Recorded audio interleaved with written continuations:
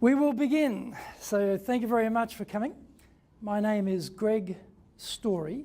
I'm the president of Dale Carnegie Training Japan, and we're going to run through organizations and pride in organizations and the culture around that today. And this is actually the fourth of a series of these engagement seminars and workshops we've been doing. And they've all had different themes, and we're working through the elements of that. And today it's around pride in the organization. That'll be our main game. But let me just take us through a few things first. Some of you will probably know about Dale Carnegie, some of you may not. But we're going to look at how great organizations create a culture of engagement, right?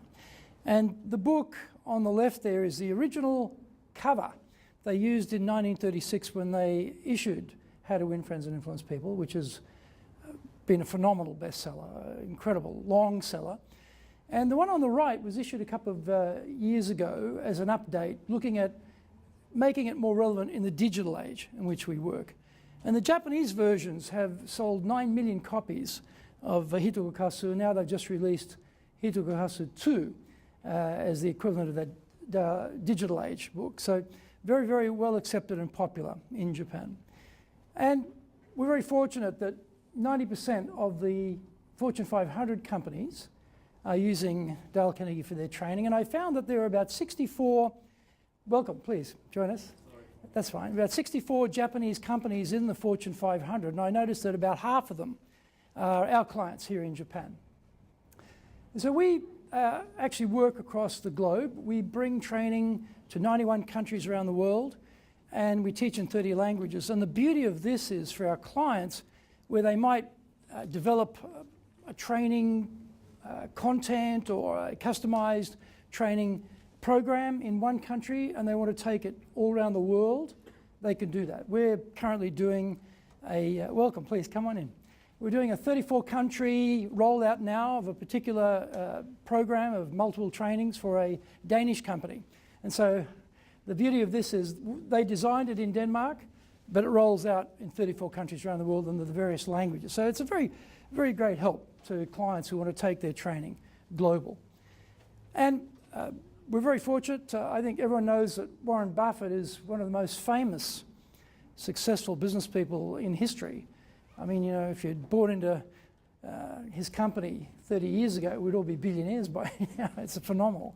And he's a high welcome. He's a big fan, which is great. And let's see if we can hear from Warren.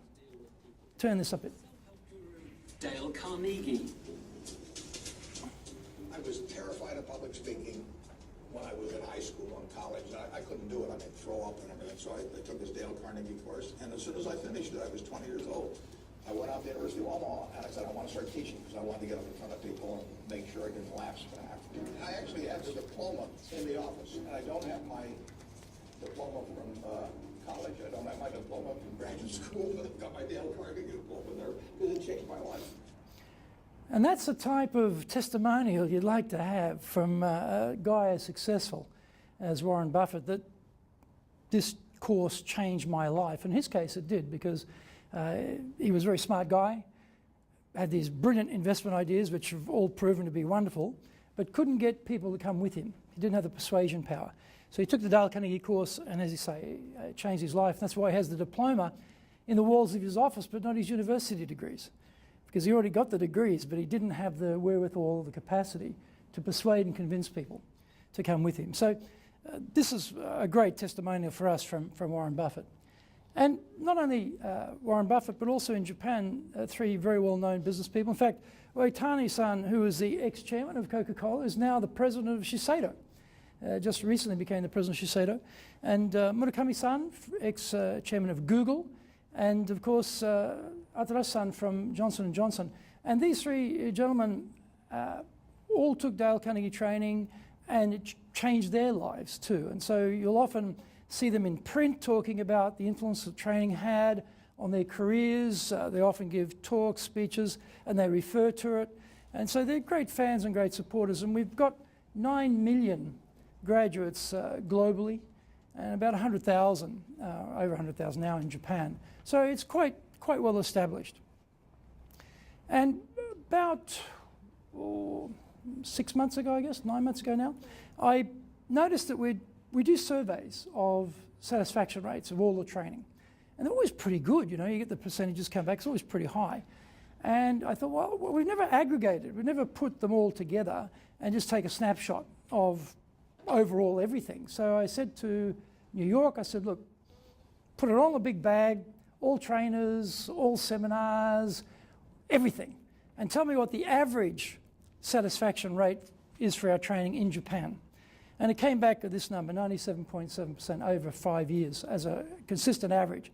So that tells us that what we're doing is working for people and is successful. So it's a good indicator. Now, we're going to talk a little bit about engagement. There's a very interesting video here I just want to bring up.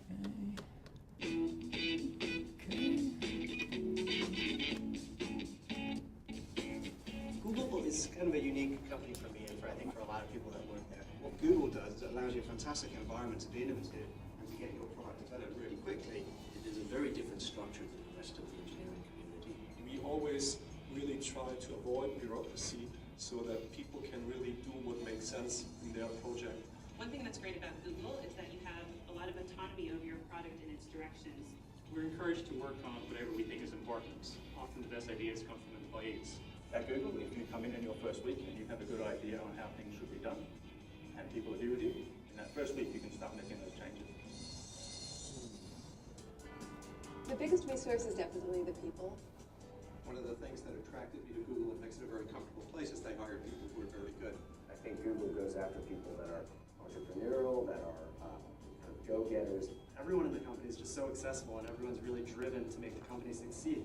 No two employees will have had the same background. There's no formula. We have people straight out of college, we have people who've been in the industry for 25 years. The concentration of talent that we have at Google is really quite amazing. I come to work and I look forward to the conversations I'm going to have during the day with my colleagues and with people I haven't met yet within the company, because I know that today I'm going to find 5 new great ideas that I'm going to get excited about. We have yoga, we have Pilates. I love massages, spa cleaning. Let me mention the food. Food here, by the way, is great. We have a French lunch where we get together and we speak French. We have the great cafeterias. There's any type of amazing cuisine, even better than some of the restaurants in New York. That's an extra benefit and pretty nice. You know that what you're working on will be seen by millions and millions of people, and when you have that kind of visibility. You're in a position to make a difference to people that you've never met. It's something that makes it just fun to go to work in the morning because you're thinking about the people that you're going to talk to and the problems that you're going to try to tackle and solve. So it's really a great place to work. Well, we talked about one of the themes today being pride in your organization. What do you think? Do you think that the team at Google seem pretty proud of their organization? Let's just make a couple of groups. Maybe you can be a pair and a 3 here and a 3 here and a pair here. How do you think we would go if we brought a film crew into your organization and we wandered around and we started filming like they did at Google? Would we get that same sense of pride in the organization? And if so, why? And if not, why not? So please, as a group, make a little discussion group there, and let's hear some of your thoughts. If we were going to get that degree of pride, would we see it or would we not see it? And if so, why? And if not, why not? So please discuss that for a couple of minutes. Okay, let's just pull it up there and just see how far you got. I'm sure we're going to have a number of discussions today. This will be one of them. But Dennis, how about in your company? If we took a film crew around to your team and we did a type of Google thing there, would we get that same type of feeling? And I don't mean, you know, just the words. I mean, you can actually tell that people believe that. They're real, the way they're talking about it. How do you think that would go? So we were chatting about how, you know, we're both working for global companies. Mm-hmm. Headquarters are outside of Japan, Mm-hmm. and the offices here in Japan are quite small, right? So Mm-hmm. like 5,000 to 10,000 people, global company, but here in Japan it's about 20, 30 people working. Mm-hmm. So it's tough to, you know, there's oftentimes a disconnect from the headquarters and the culture. Mm-hmm. And to bring it here in Japan. And so I came in mid of last year, and part of it is it's not a high functioning culture in the team, right? So part of my role is to help improve the morale, the team, and start getting on a track that's high performing. So it'd be the opposite of what you saw in that video. Yeah. At this point in time, right? At this point. Yeah. How about, we've got Coca-Cola, which is another big global organization with a big team here. If we take the film crew around to Coke, we get something very similar, do you think? I think, I'm not so sure there are a lot of Japanese people. They are kind of shy. So Shy, I'm yeah. not so sure they're going to speak up Mhm. that. But we have like the employee insight survey for every 2 years or 3 years.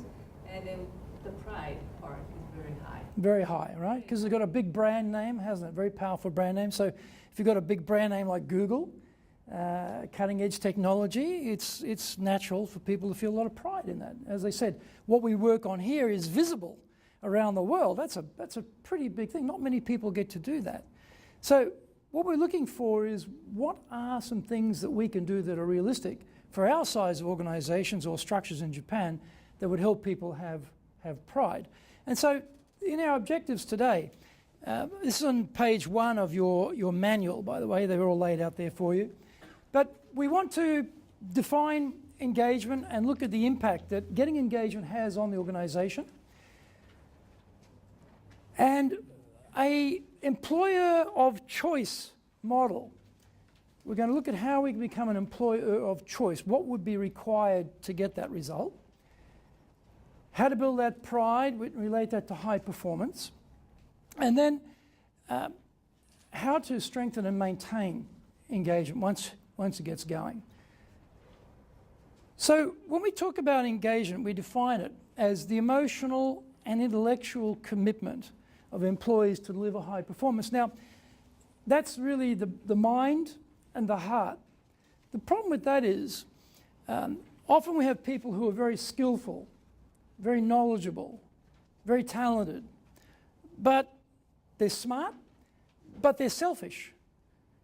They're only interested in themselves, their career, their bonus, their progression, and if they become a leader, the people are just assets for them to move up.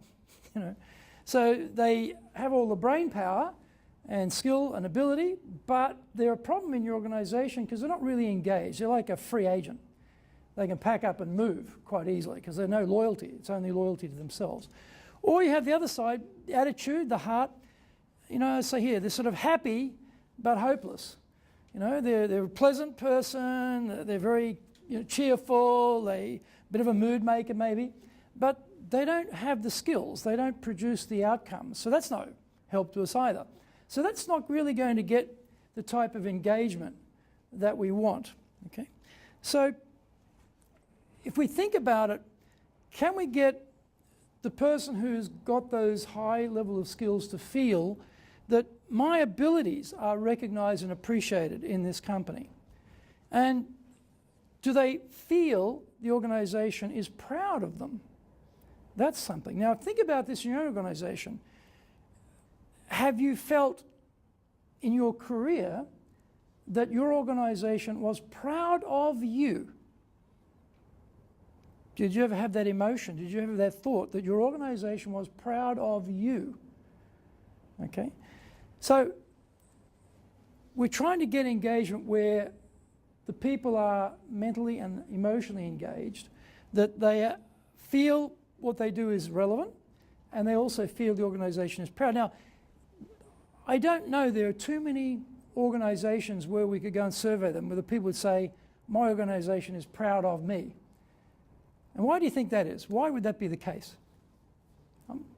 Are the organizations just not proud, or they don't communicate it, or what do you think the breakdown is there? What do you think? I would say a lot of times that feedback's not given. So the organization may think that they're proud, but they're not actively, proactively letting their employees know that. Yeah, yeah. That's right. We probably assume, oh, they know we're proud of them, so we don't have to tell them. And I think when you're talking about engagement, if people are going to be engaged, the heart and the mind together, then telling them that their capabilities and skills and experience are appreciated and important. That's a very powerful one. But also tell them, we are proud of you.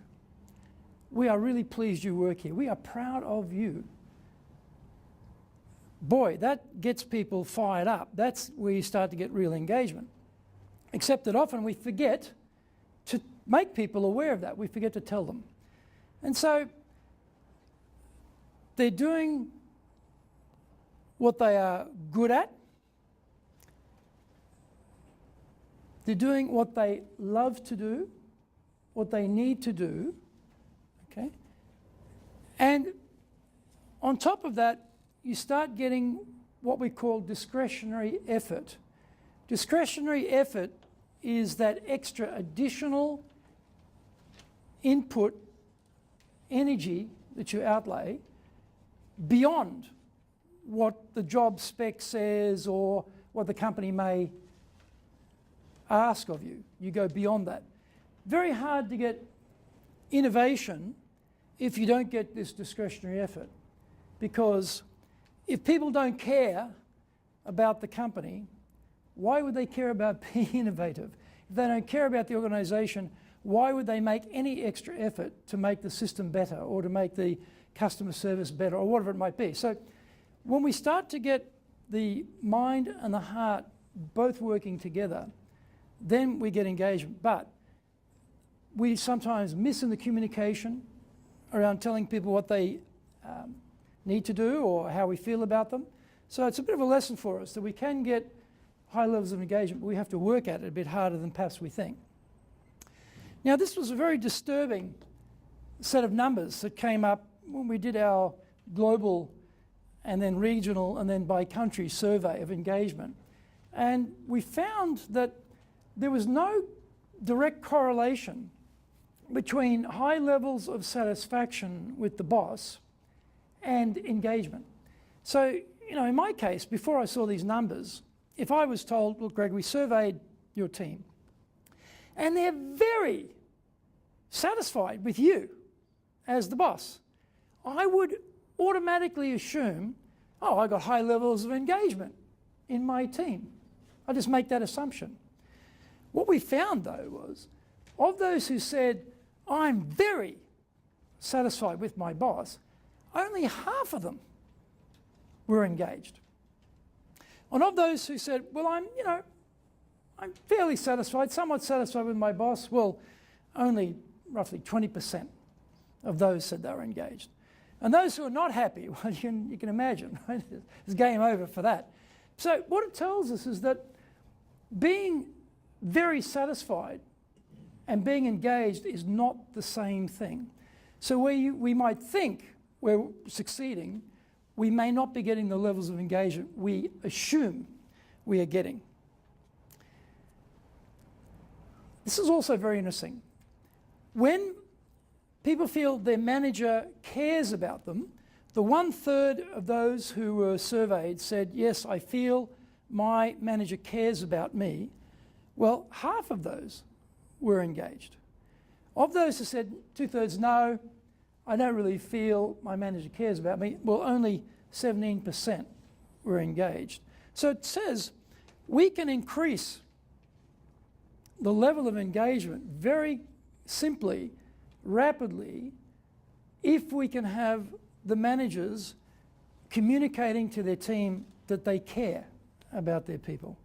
And we've gone through a few stages, I think, in leadership and management where, certainly when I was young and growing up, the concept that the manager would care about the employees was a very distant idea. There was a great separation between work and private. There was no mixing of the two. Work is work, private is private. Don't talk about private things at work. But in today's society, that's not the case. People want to know that the manager cares about them in total, because they may have relatives, parents are getting older, they may have problems with their kids, you know, different things going on at school. They want the manager to take all that into consideration and care about them, about their work life or non-work balance. They want to know that people care about that. So just by showing that we care, we can change that percentage of engagement very, very quickly. Move the needle, as I say there, on the gauge very quickly. Now, Gallup did a study of highly engaged organizations and related it to performance.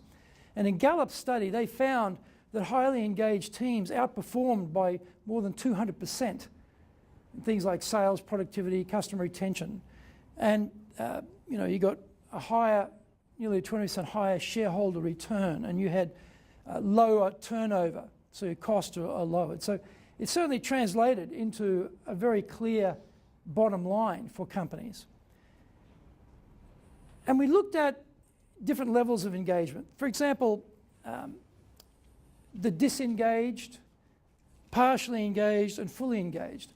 When we looked at the US numbers and then global numbers, they found about 30% of people were engaged, which means they tend to stay longer, they contribute more, they're more passionate about what they're doing.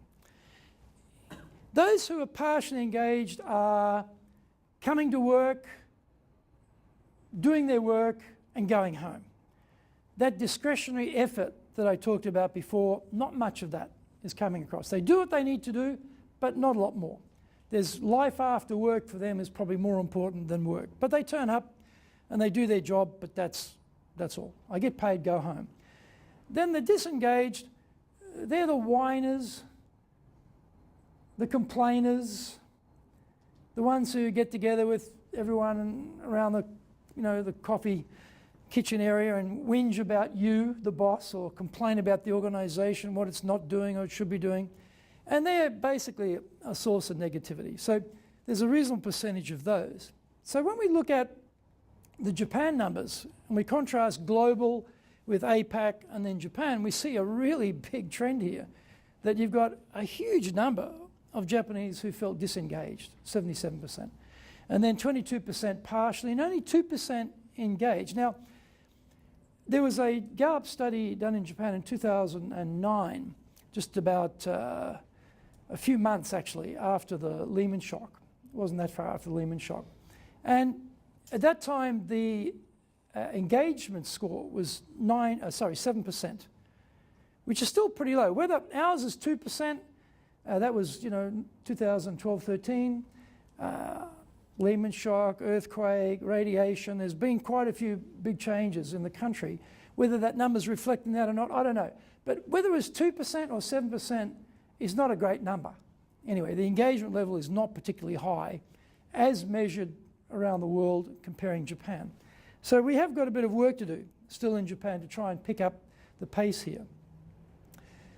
Our study found that there were 3 drivers for getting engagement. One was very obvious, your direct relationship with your supervisor. Okay, when people leave companies, they usually leave companies, they leave the boss is what they're leaving. That's usually why they leave. So satisfaction with the immediate manager, very important. Belief in the senior leadership, where the senior leaders are taking the company. Are we going the right direction? Is it all working? And then finally, this is what we're focusing on today, is pride in the organization. The degree of pride that you felt in the organization was a driver for engagement.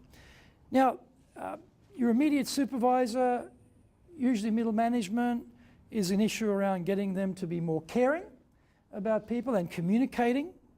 And senior leadership, their direction, the why of where we're going, getting communicated more clearly has a big impact on engagement. But what often happens though, the senior leaders communicate the why to the middle managers, but the middle managers fail to pass it down. For somehow it gets sort of trapped there. They forget. They pass on the what and they pass on the how, but not the why. And so even though senior leadership thinks, yes, we're very clearly communicating the direction of the company, our vision for the company, why we're making these changes or why we're taking a particular direction, but they're actually not. Getting it down to the people at the bottom because middle management's not playing the role. So it says that in companies, really need to look at our middle managers to make sure they are playing a very constructive role there.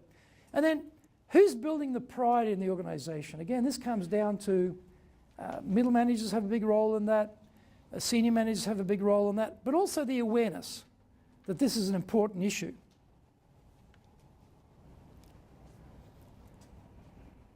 So I am proud to be here. I can't wait to get to work. That's an engaged employee. They're proud to work in the company and they can't wait to get to work. I mean, you'd like to have every single person in your team operating with that feeling, I'm sure. How do we get that? And what would people say about your organisation to others when you're not there? Now, I'm sure when they're in front of the boss, they're going to say nice things about the organisation. What about when the boss is not there? What about when they're outside the company and they're talking to their friends or their relatives about the company? What do they say? So, in your groups again, think about that. What do you think people would be saying about your organisation when you're not there and talking to other people? So, in your groups, please have a discussion and let's hear what you think about that. Okay, let's hear what people thought about that. Yamazaki-san, your company's case, what would your people say about your organisation to others? I guess there are two different types of persons. One is like highly engaged, like myself. And what are they going to say? What would they say? I told all the good things about the company, and then I actually recommended one of my ex-company's colleagues to join us because she was looking for a new growing opportunities. So come and work here. It's a great place to work. It's a strong recommendation. I recommend my friends, not really the family, but to the colleagues in the next company to join us if they are interested in looking for new opportunities. Okay. Yeah. But on the other hand, another type of people in the company actually say some negative thing of the company, like they're just kind of bad managers or partners who are doing this kind of things, to not just to our internal staff, but sometimes to the outside, I guess the friend, or not really to the client, which is obviously not engaged. Right? Not engaged group, yeah. Disengaged or possibly partially engaged. So, yeah, two different kind of personality and person. Okay. How about Catherine for you? I was talking to my team here about it depends very much on what you're looking for. And we have our stakeholders, say our parents, we are a school, so they would look at certain aspects of the school and be very positive, be very engaged. And if you are, let's say, like a kindergarten teacher, right, what they are looking at and be proud of and talk to other people about may be quite different from your high school chemistry teacher. So what stakeholders we have may look at the organization in a different way. And sometimes I didn't share this part, but you're so caught up in that little glitch that happened in your life today, and we hope people would not go out and say, that's really bad, or organization is bad because this had happened. But in general, I see with the people who have left, etc., that when they're able to take a step back and look at the organization as a whole and the overall experiences, they tend to be positive. How about you, Kuni-san?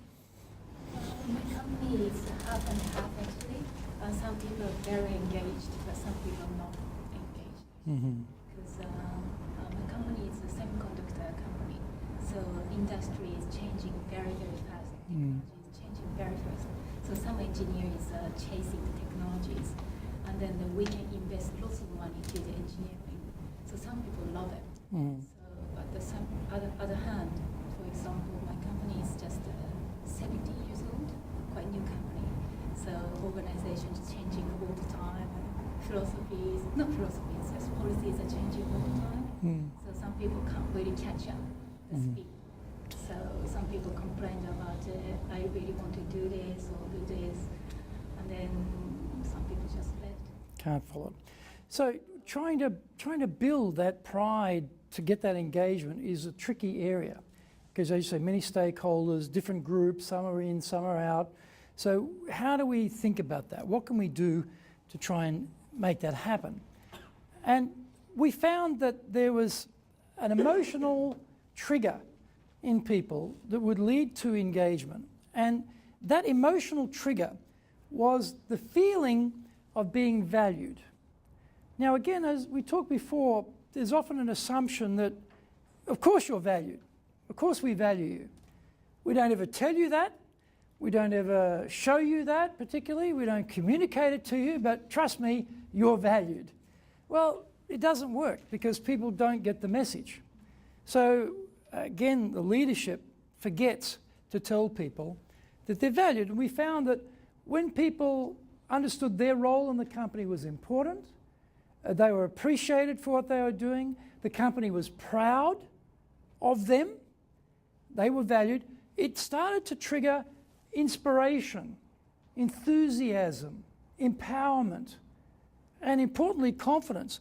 Particularly confidence is a critical one because if we ask people to innovate, if we ask people to change, we're asking them to go out of their comfort zone and take on the risk of something that they're not good at immediately. And so how you treat people when you ask them to step out has a big impact on their confidence. And Japan is a bit of a tough business culture in a way because there's so much pressure not to make a mistake in Japan. So you've got this contradiction of please be innovative and step up and take a risk, but if you make a mistake, whack, straight away. And so people go, oh, that was a bad experience. I know how to avoid that. Never innovate again. Never step out of my comfort zone again. Never take a risk again. And so over time, people have learned to have that behavior that's safe. But as companies, we don't want that safe behavior. We want an innovative behavior. We need the confidence. So when you feel valued and you feel, oh, I can take a risk, I can step up, I can innovate, I'm not going to get whacked by my boss, then it gives you that confidence to try. And all those things lead us up the scale to feeling engaged. So if you have your mobile phones with you, please get them out. We're going to have a little poll here. And we're going to ask, in fact, I can probably give you these. I think there's probably enough to go around. You can actually take a photograph of the QR code. That's probably enough. There's probably enough for everybody here, I'd say. You've got a QR code there and some questions. Okay, and we've got a camera ready. There you go. There we go. There we go. I think we've got there we go. We've got a couple over here there. Okay. So we're going to get you to take a quick poll on these questions. So organisations that employ proud and engaged people hold the following characteristics. Now, which statement does your organisation struggle with the most? So here's a series of statements. Employees feel the corporate philosophy reflects their own values. Do your people struggle with that? Employees believe their organisations hold strong ethics. Do your people struggle with that? Employees feel the organisation respects and values them. Employees believe there's an opportunity for development and career growth. Do they struggle with that? They're proud of the contribution the organisation makes to the community. Employees are enabled and empowered to make decisions. Do you struggle with that? And finally, employees look forward to and are energised by coming to work. So if you think about all those statements, just pick one. Which one do you think is the most difficult for your organisation to deliver? Is everyone clear on that? So you just pick one. All you need to do is take out your phone, hit on that QR code, or there's also, if that doesn't work for you, you can go to this address, I'll bring it up. This address here, if you go into your browser and just put that address into your browser, it'll bring up the polling questions and you can actually select your answer on your phone and then take part in the poll. Okay. Oh, there we go, 10 responses. So we're pretty much, I think, there. Everyone who's entered has entered, so we finished at 10. Is that about right? So what does it come out at? We see that both number 6 and number 7 came up as issues around making employees feel enabled and empowered to make decisions was an issue. And finally, looking forward to and energised to go to work was also another big issue. And then number 4, there's an opportunity for development and career growth. Now, it's a small number to compare with today, but let me just unplug that for a minute and show you what, this is a mixed group today. See what the Japanese group yesterday voted on. Yesterday was about, I don't know, about 40 people, I think, all Japanese, and this was how they ranked it. So you see for them, number 6 came up, but not necessarily number 7, and number 4 didn't come up much, but number 1 came up, but for your group it didn't come up that highly. So it's sort of interesting that they took a little bit of a different view on the subject. Okay, yes? Can I ask, what kind of companies were these? Well, again, it's very, a bit like today, from all different industries and sectors and industries. No one consistent group. It was a very mixed bag, actually. Younger, middle, older individuals as well. So quite a good scattered group to look at. So, what do you think this tells us about what people are struggling with in terms of getting their engagement going? Because we're talking, in your case, you mentioned that number 7, looking forward to an energized coming to work. What do we need to do to get them to feel like that? Or you also had 30% was enabled and empowered to make decisions. What do we need to enable people to feel they can make decisions? What are we not doing that we could be doing? And the other big one for this group was number 4, which was around opportunities for development and career growth, which often can be a communication aspect. So what do you think we could do to help people to feel, want to come to work, I feel empowered, I'm feeling like my career is going somewhere? What can we do? Again, in your groups, have a brief discussion of what are some things we could do to get that mindset working so that we could overcome where we think some of the key problems are that you've identified. Okay, let's hear what you found. So Rick. Yes, sir. Anything come up? We can think about some of these issues. Here's what I'm thinking, especially looking at the data from Japan. I think issue number 1 and 6 relates to lack of communication with management, or a lack of participation involved. So if they feel the corporate philosophy does not reflect their own values, we're missing communication there. And if they feel that they're not empowered and that their voice is not there, then that's also a lack of communication with management. So I think both of those issues are related to that. Joyce, how about in your case? What do you think? We all agreed on number 6, and then we were just discussing about maybe it's much to do with the Japanese people, the mentality of Japanese people, because they're always very satisfied and contented, even that they have a new idea come into their head. They would just go on, work very hard and seriously on what they've been asked to do, rather than to proposing, I have a new idea, maybe this would work better and actually give a better result. So maybe that's That's maybe that partially engaged group that I do my work, but I'm not going to make that discretionary effort or put myself at risk by suggesting an idea that might get, criticised perhaps. Yeah. How about over here? What did you think? Okay, son? Actually,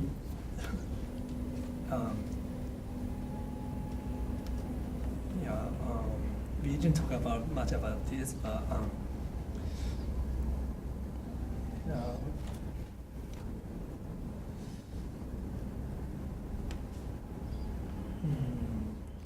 what do you think about in the Japanese group? They put the biggest problem areas here in number 6 and number 1. Do you think that reflects reality in your company as well, or would you pick something else? Which one did you select yourself? In case of my company, our company is not a Japanese company, so I feel like the company, value the reflect our own values, and also I think each of the employees can make a decision, and then manager empower the employees. So it does apply to my company. Mm-hmm. Yeah. Which one does apply to your company? Maybe number 5. Number 5, okay. Employees are proud of the contributions the organisation makes to the community. That's interesting. So there's a bit of a disconnect with the local organisation and the country you're in. We just focus on working, and then we don't have opportunity to feel connect to the society or community. Right. So a bit of a gap there. Well, very interesting. This quote, Bob Keller is a bit of a specialist around engagement. He's got a whole company that looks at this issue, he writes books on the subject, and he's talking in this quote here that a company where employees feel comfortable participating in dialogue with anyone at any time, no matter how senior, is a company well on its way to being an engaged culture. Now, I think in many Japanese companies, because of the seniority system, people at the bottom would very much hesitate to speak to a very senior person in the company. Would very much, not feel comfortable in having a dialogue with anyone any time. So, what does that tell us about getting an engaged culture? If you've got this top-down, rather rigid hierarchy, it's hard to have an engaged team. You're going to have people who are compliant, who are partially engaged, lots of them, but hard to have innovation, hard to have everyone really pulling together. So, in your own companies, do you think that's the case? Is it such that the environment is, you could talk to someone, a very senior person, any time, anywhere basically, and feel comfortable about that? What do you think? Is that the case? What do you think, Josh? You're new to the company. Do you think you feel very empowered now? You can sort of turn up and talk to the very, very senior people? Personally? Yeah, in your case, you, exactly, you. Yes. You do? Personally, yes, I'm comfortable with that. How about your colleagues? Would your colleagues also be similarly comfortable? I don't know if all colleagues would be so. I don't know if all of them would be. If Shacho were to walk in the room and say, what do you guys think? I don't know if everyone would be raising their hand. No. How about over at Coke? What do you think? It depends on the major position. Like very middle position, they're like talking to the seniorities a lot. But if there's a very junior, like just joining from the college after graduate, have like need or courage to talk with them.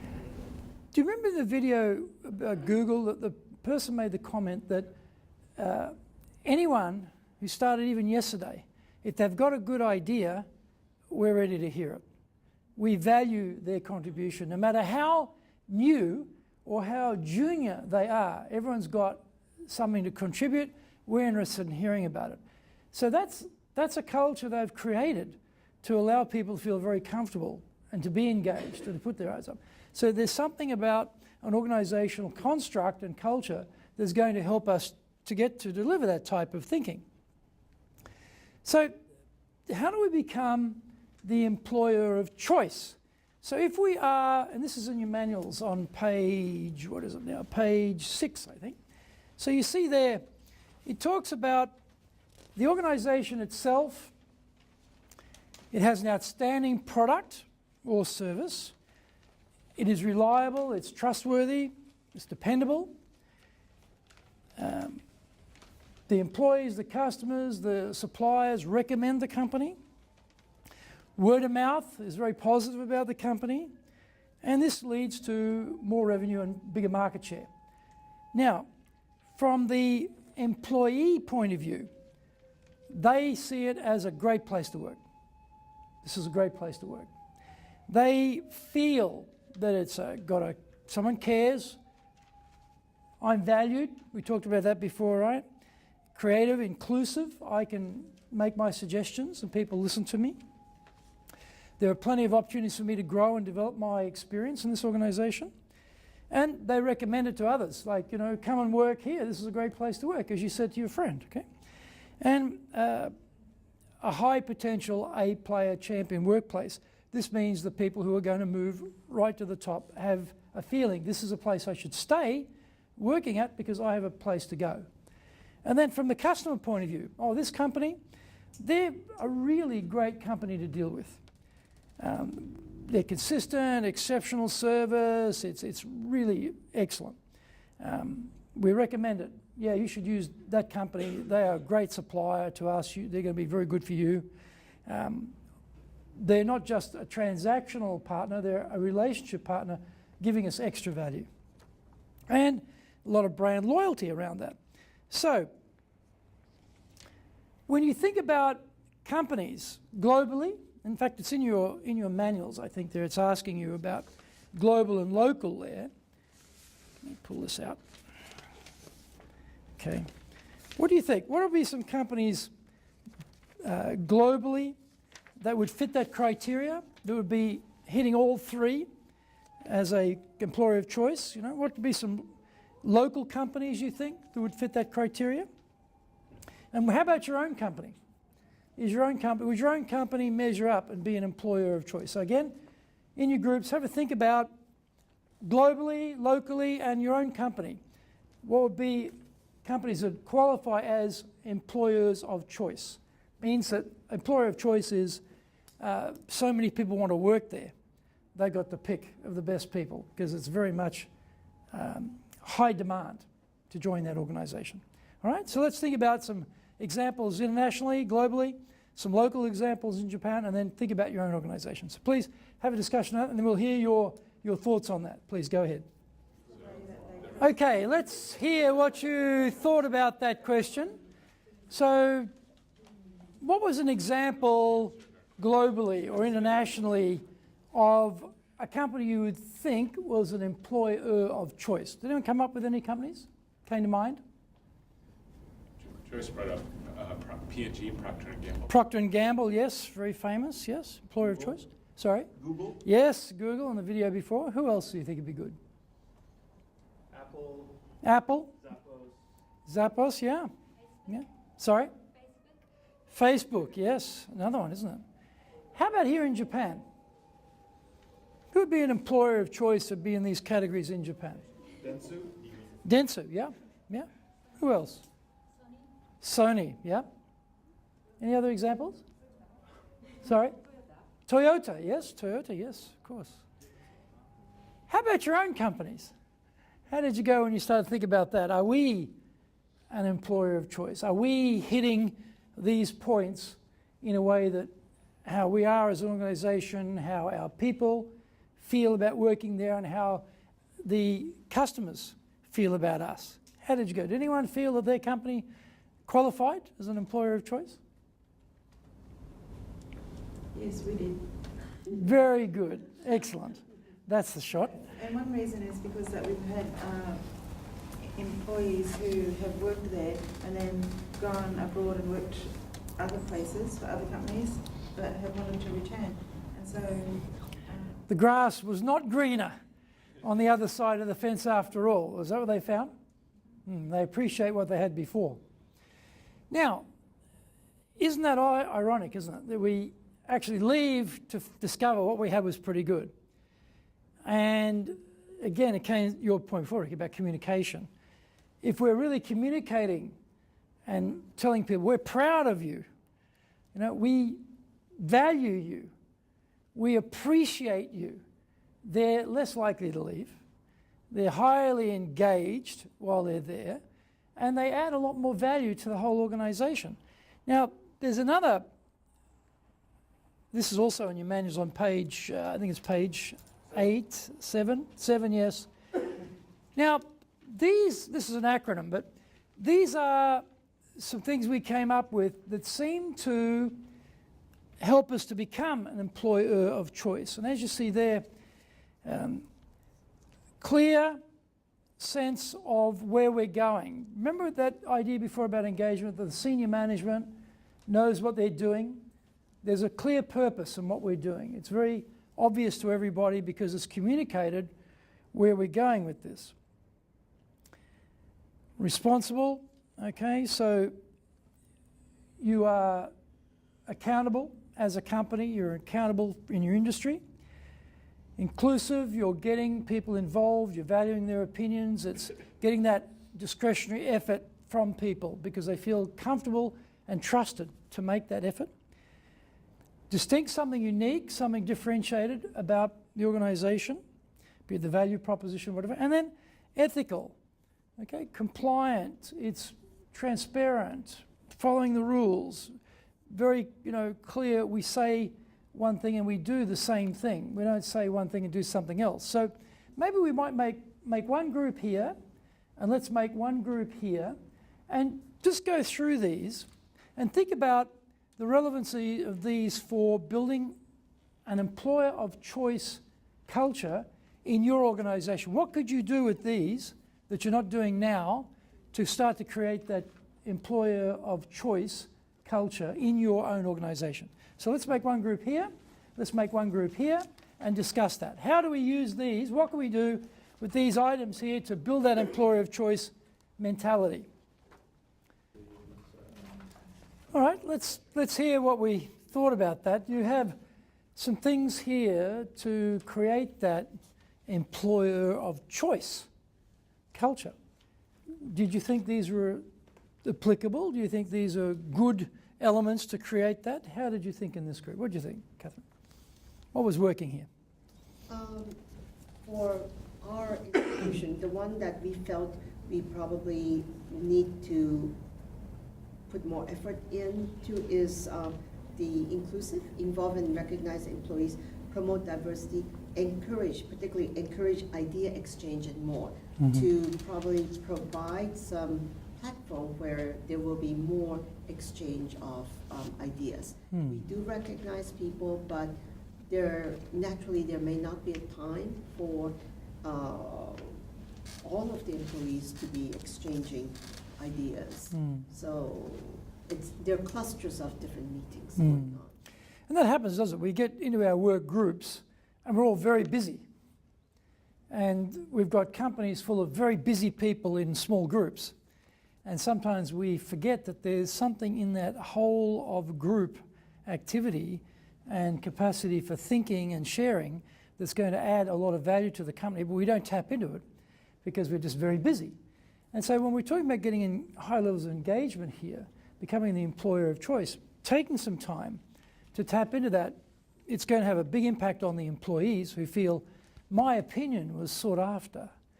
I had a chance to express my ideas and they were taken up by the company. You know, we're changing the world, as Google said in that video, that what you're working on here goes around the world. It's visible. But a lot of our jobs are not that visible, you know, like we work very hard, but no one's going to see it. But within the company, if it's seen, that will encourage people. Like, how about Coke? You've got a big organization there. Were you able to tick all the boxes here, all working for you? Actually, yes, our company is everything I think we are covering, but we need to do more. Which ones do you think you need to do more on? It's like more purposeful work. We have all the vision, mission, vibe, everything. And also context we have. The only thing is, they don't really recall every day, so they tend to forget about it. Yep. So we have to communicate more repeatedly, and then that will be more embedded to each people. Yep. Then maybe they can walk a talk. Yep. What our mission is to the outside of the company. Now they understand we have a mission, we have a value, but they don't know what the value is. That's right. I do a lot of training in companies who have beautifully framed vision, mission, value statements on the wall. And one of my favorite activities is to go in and take it off the wall, turn it around and stick it against the wall, and then ask the people in the audience, what's your company's vision? What's your company's mission? And invariably, no one remembers the vision because it's usually way too long. Too many words. You know, the president's got this really elaborate vision statement which no one can remember. What does that tell you straight away, right? There's a problem there. Mission, they're a bit crosser. There's usually around about 5 values. They usually get around 2 or 3 between the whole group. You know? Right? So it tells you that even though the senior leadership may think what they're doing is purposeful and that they're communicating because they've promulgated this, it's actually not working. Because I can tell you right now, if you can't remember it, I don't know how you can live it. You know? If you don't know what the values are, I don't know how you can exude those values as a representative of the company or within the company.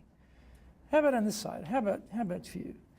How did you go? How do you think your company goes here, Joyce? I think actually my company is doing quite well according to the pride of being an employer of choice because it's a local company expanding into Asia and then to globally, and it's still very young and small scale. So I think message is very easily conducted by the president within the team and then to other consultants. So actually, like I think we reached quite good level and we're expanding further. So I don't have much criticism for it. How about you, Kunisa? Yes, my company is doing well, but we have to work on maybe inclusive and Similar to this comment over here before. Mm-hmm. right, quite similar. Yeah. And that thing about, we are proud of you. You know, telling you people, we are proud of you. It's one of those things, of course we're proud of you. We just never tell you about it. You know, it's one of those things when you go through this type of process, you start to realize there's a lot of assumptions we're making here that are passing for communication, which are not actually communication, they're just assumptions. Let's take the assumptions, leave those aside, and make them actual communications which are direct to people, and tell them that directly. Has a big impact, because there's not much of it going around, you know. I mean, I'll put up your hand in any company you've ever worked in that your boss has said to you, we are proud of you. One, okay? It's a rather rare comment.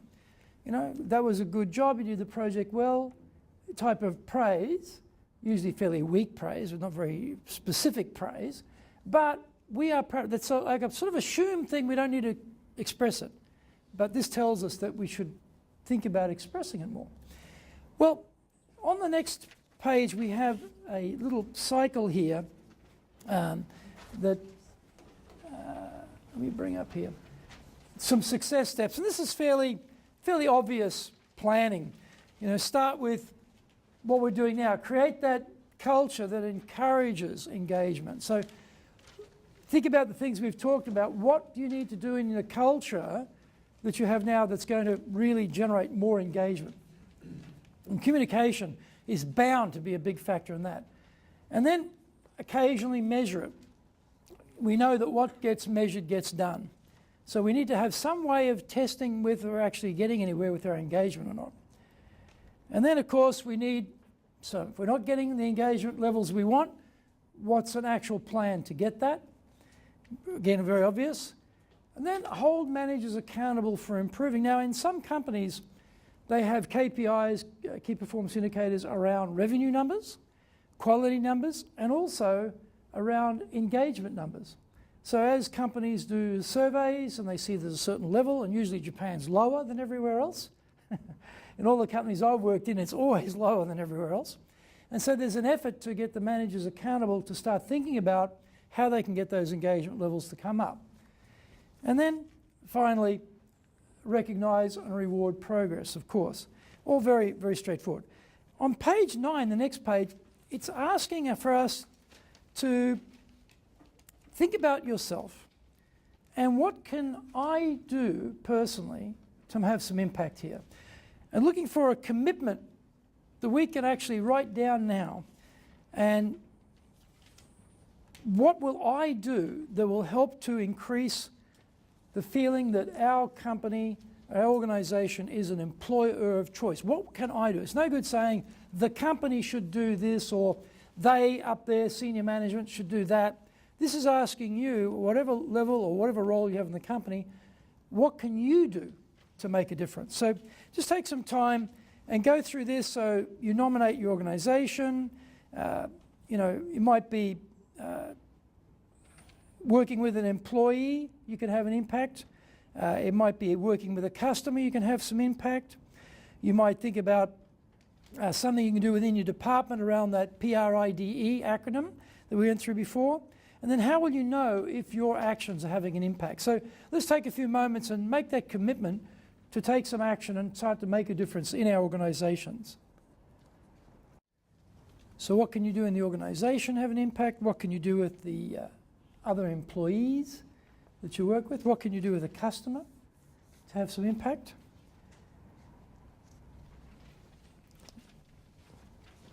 Taking those choices, the PRIDE, the purposeful, the responsible, inclusive, distinct, ethical, taking that idea, what can I do? Taking one of these on board and do something with it to actually have impact. Then how will I know I'm succeeding? How can I measure my activity? How will I know this is having some positive impact on the organization? So So let's hear what some of the words were amongst that PRIDE acronym that you chose for yourself to have an impact on your organisation. So, Yamazaki-san, which one did you choose? Which word is going to be the one for you? I think ethical is the most important for myself. Mm-hmm. And how will you measure if your efforts in that area are being successful?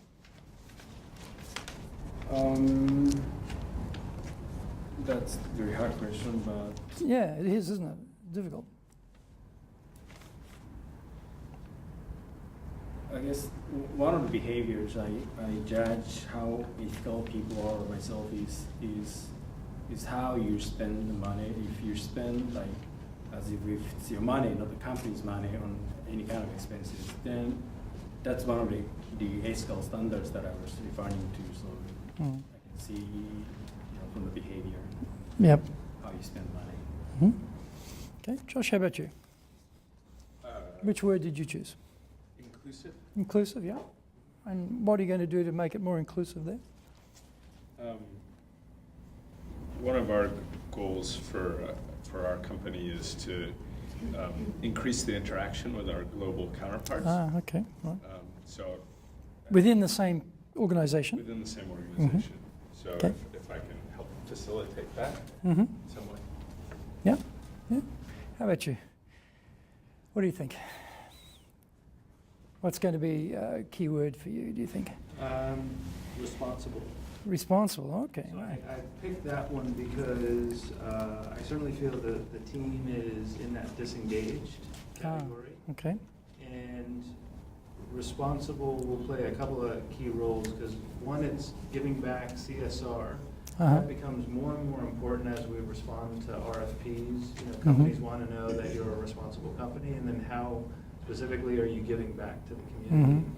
The other, there's lots of studies out there that organizations that participate in CSR type of activities, their workforce tends to be much more engaged. So I'm thinking if I can create, because in the past there has been very little to no effort put into that locally. So I will give each employee 2 days to focus on initiatives around CSR activities, whatever they want to get involved in, up to 2 days in the year. And what I'd like to see is more people getting involved. So just tracking numbers, are people making use of that day or 2 days? You can actually measure that, yes, easily, yeah. And then, hopefully we'll see some real signs of the team coming together. They're more engaged. They're more. They're happier about getting involved. I had a meeting last week with Make-A-Wish Foundation. Okay. So they're here in Japan. They've been here for 20 years, but they're not really as well known here as they are in some States, other parts, right? And the reason I chose them is because I saw that YouTube video of the Batman Make-A-Wish Foundation. Did the one on in San Francisco.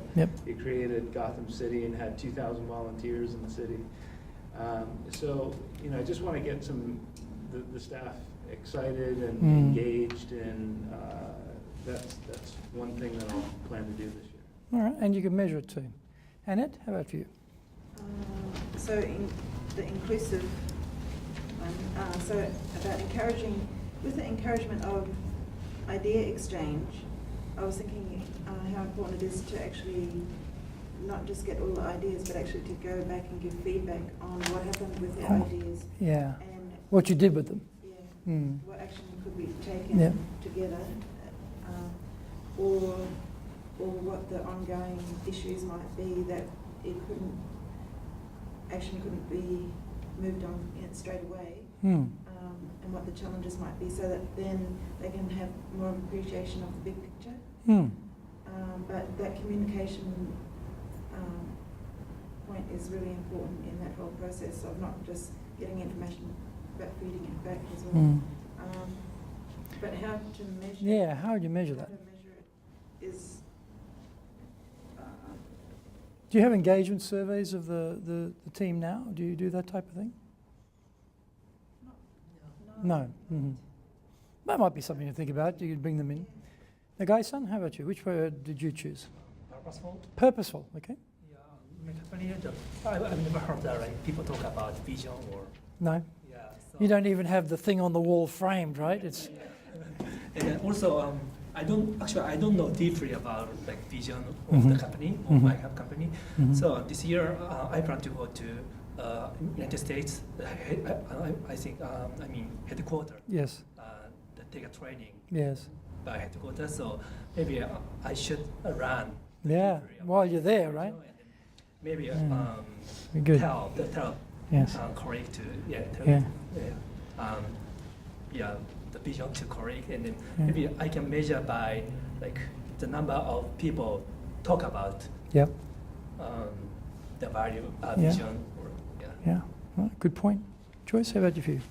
I chose inclusive as well, and just simply it's like about idea exchange. It's important to form good teamwork, which I'm learning very much now at the moment, and also to bring the best of each person's ability and the talent, skills, and knowledge from their own different experiences. And how are you going to measure that? Well, that maybe relates to the last question of how I would know my actions have been making an impact, and I just simply wrote through results. True results, okay. Easy. Shimura-san, how about for you? I chose responsible. Okay, responsible, okay. We are planning to training this year. I want to make some really good training. Program, yeah. We will measure after training questionnaire. Okay. Want to high comfortable. And we talk with stakeholder. Yep.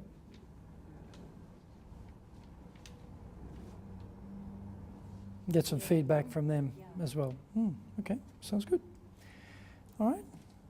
So, Kojima-san, how about for you? Yeah, yes, mine's the kind of inclusive part. Inclusive, okay, yep. And then we had the employee engagement survey recently, and then I'm kind of working with the function to what can we do to make it better. I have a couple of functions in church. I'm kind of wanted to be more inclusive to not the leader to decide what to do, but more involving these people. And then what I'm going to be is the facilitate each function to make it better. And then I'm kind of thinking to involving a different function team as one team, and then try to build more our company total action plan. It's gonna be we can exchange more different ideas from the different functions, which I want to facilitate, and then I'm going to. All right. And how will you know if you're successful? The benchmark is the engagement score for the. Oh, going up or not? Yeah. So I'm going to do the first survey in end of this year. Ah, okay. Maybe that will help. That'll help. Yeah, that'll tell you. That's the minimum. Yeah. Okay. Rick, how about you? I chose responsible. In essence, really, in my company, I'm responsible for engagement. So, in that sense, I want to. As a startup company, we're hiring new people right now. So I think the level of engagement we have right now is the highest that we can expect. Yep. At the time. So, but my main goal is to maintain or increase that engagement going forward. Especially as you grow too. Absolutely. Yeah. So it's good to have that vision and that mindset from the beginning. Many people are coming from larger organizations and such. They might have found themselves kind of behind the curve and trying to catch up and to make those changes. But my situation is fortunate in that I can hopefully go in that direction from the beginning. I can measure it after time with some surveys with staff members and also meeting one-on-one and with the focus being on engagement and making sure that my expectations for how engaged they are equal to what their realities are. Okay. Okay, Queen-san? Which word did you choose? Inclusive. Inclusive. Inclusive comes up a lot today, isn't it? And what are you going to do about it and how will you measure it? I'm an HR person, Mm-hmm. so I'm working on it now, but maybe I can create a clear HR guideline, especially the compensation part. So lots of employees complained about the compensation. Oh. Actually, because for example, merit increase or the performance bonus or another bonus is measured by only one evaluation system now. Oh, okay. So we have to define a different way. So you've got a lot of work coming up then. That's a big task. Yeah. But hopefully maybe the turnover rate will be lower. Give them a clear guideline Yeah. for compensation. Well, you can measure it from the turnover. Okay, that's good. Catherine, how about you? How about you? Which word did you choose? Yes. Yes. I chose inclusive. Inclusive as well. Okay. Yeah. And I think as far as action plan goes, looking at some of the problem areas, there is some dichotomy of we, they, and of, all right, different camps. Okay? And maybe it will help if we can focus on goals that are school-wide and work together on how we can achieve that instead of just in small groups, just looking at only your one little area. And as you were talking about some kind of an engagement survey, that's something we don't have. And I think it would be really good. Could be easy to bring that in, yeah. Well, thinking about on the last page of your manual here, it's asking for a couple of ideas that came up today for you that you may be able to take away from this session that helps you. So have a think about some ideas that you can use and just make a note of those, because we're very, very focused on outcomes from the time you've spent here and sacrificed, you know, your busy schedules, that you come out of this with something that's practical, ideas you can use that makes the time investment worthwhile. So just take a couple of minutes and isolate out a couple of things that you may have heard in your group discussions today or that came through in the presentation. You think, yep, at least there's an idea I've got. I'm going to do something or other from now on. Think about what they might be. If you've gotten through thinking of a couple of ideas from today, also in the documents you received today, there's a short, very, very short survey. So if you can just have a look in your paperwork, you may find a copy of that somewhere. And if you get a chance, please just give us some feedback on the things you found valuable today. We'll take that on board as we design our workshops for you to make sure that we're delivering what you're looking for. So if you haven't got one of these, let me know and we'll give you one. Did you get one of these, Connie-san? Did you get one? You got one? Okay, great. They should be in the packs that you received. Yeah, we'll pick them up in a moment. In fact, we'll start to wrap it up here. And this is a great quote, actually, from Bob Kelleher about engagement. Never underestimate how much our team members want to work for a great company. We shouldn't presume that's not the case. It is the case. And so we start to make it a great company. They will respond. And I said before, there are some things you can do. You can run this workshop inside your company. You want to bring the engagement survey to your team.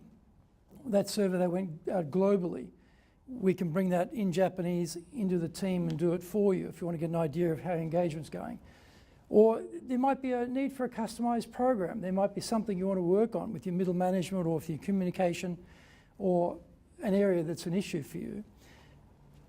Or some of the courses are listed in the documentation that you have in front of you. We have got a lot of courses running all the time that you can send people to and join in those. If you don't want something customized to bring in-house, you want to send just a couple of people to the course, that's available. And we will have further workshops. The engagement surveys we did initially were for mainly larger companies, and they've just completed one for SMEs. And so we're just waiting now for the analysis of that SME survey, that small medium enterprise survey, to come out and the findings, what that's going to show us about getting engagement in smaller size companies. So look for other workshops coming up which will also deal with that. So let me end by thanking you very much for your time today. and the discussions you had. I felt they were very rich discussions and hitting on some critical areas. So thank you, and I look forward to seeing you at another Dale Carnegie event in the future. So thank you very much. ありがとうございました。Thank you. Thank you.